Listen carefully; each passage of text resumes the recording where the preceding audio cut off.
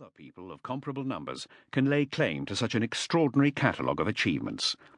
One nation, even if it did not consider itself a nation until quite recently, produced the only empire to have united Europe and the greatest cultural transformation in the history of the West, one that shaped our entire modern view of life. Along the way, the Italian peninsula emerged as the preeminent seat of Christendom. No other nation can boast such a catalogue of great painters and sculptors. Leonardo, Michelangelo, and Raphael, of course, but also Donatello and Bernini, Piero della Francesca, Botticelli, Titian, and Caravaggio.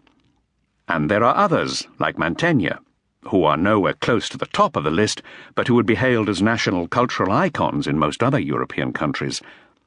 Then there are the architects, Brunelleschi, Bramante, Palladio, and the writers, Dante, Petrarch, Boccaccio. And the composers. Italy has given the world Vivaldi and the Scarlattis, Verdi and Puccini. Saint Benedict, Saint Francis, and Saint Catherine of Siena were all Italians. So too were Galileo, Christopher Columbus, and Maria Montessori. Among other things, we owe to their country the Gregorian calendar, the language of music, time zones, and double-entry bookkeeping. Italians invented the telegraph, the seismograph, and the electric battery. They gave us opera and Venice, the basilicas of St. Peter's and St. Mark's, the Duomos of Milan and Florence, the Leaning Tower of Pisa, and the Trevi Fountain.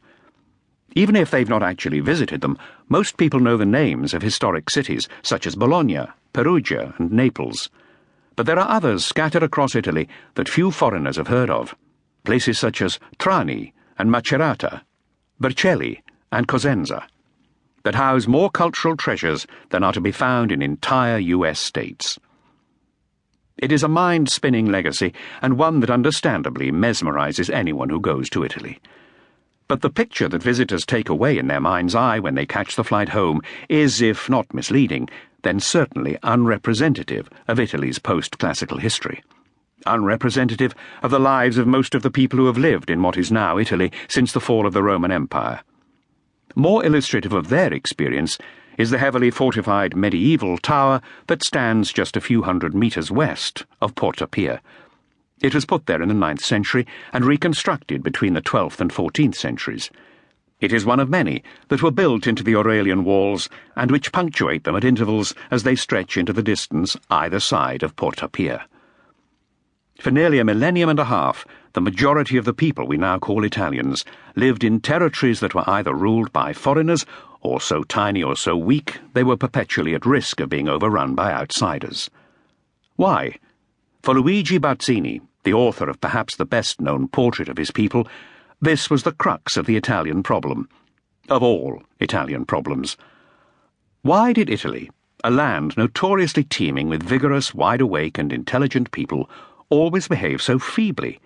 Why was she invaded, ravaged, sacked, humiliated in every century, and yet failed to do the simple things necessary to defend herself? Part of the answer is to be found in Italy's divisive geography. For a start, almost 1 in every 10 Italians lives on an island, physically detached from the rest of the nation. Sicily, the biggest island in the Mediterranean, and with a population the size of Norway's, is quite big enough to be a state by itself.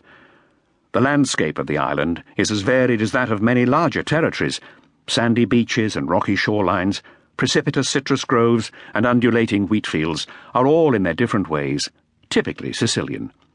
There is an extensive plain outside Catania in the east and several mountain ranges, one of which has a peak rising to almost 2,000 metres.